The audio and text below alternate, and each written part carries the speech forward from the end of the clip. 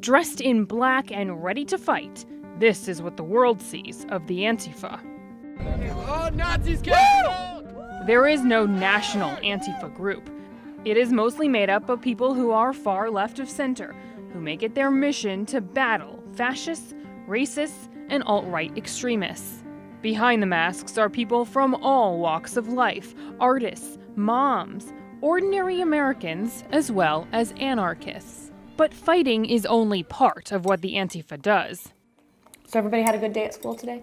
These Antifa members battle white supremacists using cameras and computers, outing neo-Nazis on social media in a process called doxing. Yo, Tubbs, fat boy! Jessica and Alex capture white supremacist rallies on video, then post identities of the participants online, outing them to their friends and co-workers. What is doxing? It's ascertaining an individual's identity and personal information, and then engineering social consequences for that person for being out in the streets as a white supremacist and making threats against minority communities. You do not get to be a Nazi on the weekend. If you're a Nazi on Saturday and you're marching with a torch, you're a Nazi all week long. So you already know who he is. What's the point of taking this video? His friends. His friends. Who have you doxed? The most obviously high-profile one was Mr. Corey Klicko. Corey Klicko was a member of the neo-Nazi political party called the National Socialist Movement. That is, until Jessica outed him in this story she posted online.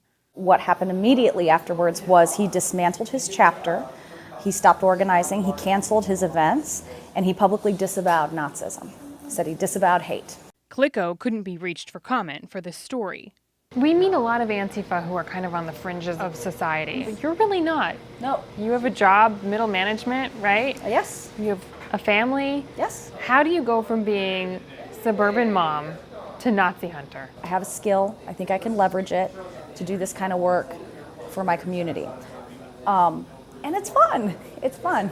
It's a lot of fun. This means Nazi go home. You got a problem with my sign? I got a problem with you calling me a bitch. I wonder why you got a problem with my sign. I got a problem with you calling me a bitch, not your sign. Doxing by both the alt-right and the Antifa is becoming more prevalent than the violence. But it's the violence that gets most of the attention. I hung back to smoke a cigarette. Alex has traveled by bus to a dozen protests across the country since Donald Trump's inauguration. He was at the deadly protest in Charlottesville last year and says he was not far behind Heather Heyer, the young woman who was hit by a car and killed. I run up there and it looks like a war zone. People bleeding, screaming. They couldn't get ambulances through. It was a mess. You say they're coming to these events looking for a fight, that they're armed and they're ready. Yeah. So by giving it back to them, aren't you kind of playing into exactly what they're looking for? The only other option is allowing them to attack the community. I'm not going to stand back and do that. If people aren't going to stand up to them, then they're going to grow. The same thing happened pre-World War II. And the next thing you know, 6 million dead Jews. Is it worth it? Yeah. To prevent another Holocaust? Absolutely. Are we on our way there? Yeah. Is there a civil war coming if we don't stop it? Some people would see that as an extreme view. Yeah. And so did people pre-World War II. And guess what? A lot of them were killed. 33-year-old Cameron is what you might call a reluctant Antifa member.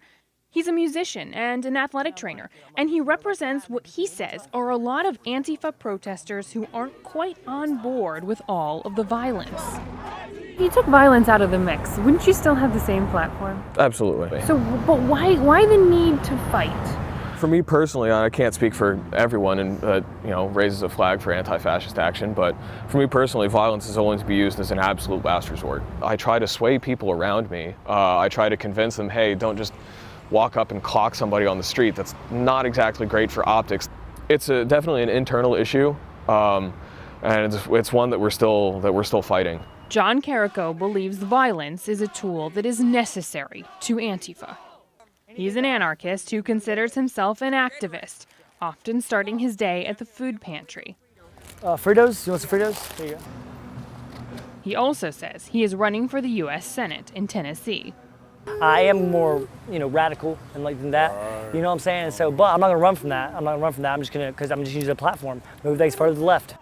Last summer, Carrico was arrested for fighting at a white supremacist gathering. He was charged with disorderly conduct, a misdemeanor.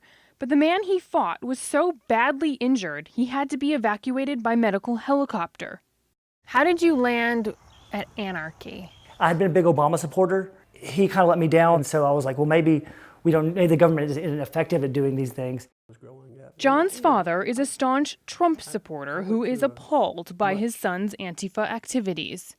I'm not sure what Antifa or Antifa, or however you pronounce it, really is. I'm not sure that they're left. I mean, some people might lump them in with the supremacist group as far as, as their methodology. Would you? Their methodology, I sure would. I think his methodology is just totally wrong. Well, who are you going to convince? The people in the middle? Well, no. Not really. Right, and I don't think that what we're going for is public opinion, to be honest. I mean, I think what we're going for is the ability to stop. With the anti-fascist movement, it's about stopping fascism, whether or not it's popular to stop fascism. 98% of the people, or 99% of the people in this country are totally anti-fascist.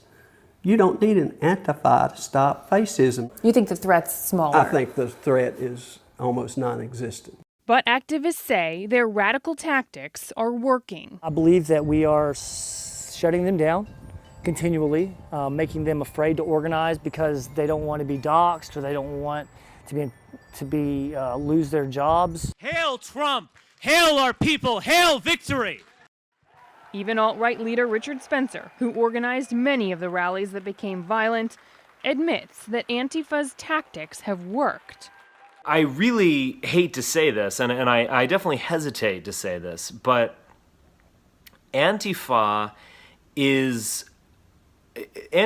winning to the extent that they are willing to go further than anyone else.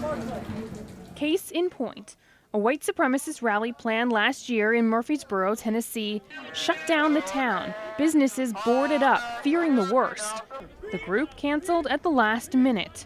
A major victory for the Antifa. What happened? The Nazis canceled, apparently, the Murfreesboro rally. One of the organizers just put it on his Twitter. Do you know why? There was too many of us and not enough of them. So doesn't this kind of prove the point that this can be accomplished without violence? Sure, I mean, I think there's a diversity of tactics to be used. I think that we can try different things and different things work. But this worked. The peaceful protests worked. Sometimes.